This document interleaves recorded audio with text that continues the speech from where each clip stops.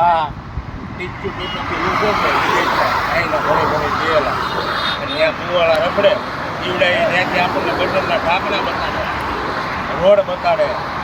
ઈવડાએ મારા આ એક રોડ બતાડવો, આ રોડ બન્યો ને 15 વર્ષ ત્યાં, અને એ રોડ એ બતાવે ને ત્યાં બન્યો હોય છે ને તે જૂના વાહન નહીં નીકળતા હોય ને એટલે આ 24 કલાક ન થાય ત્યાં એ પહેલાં નીકળી જાય.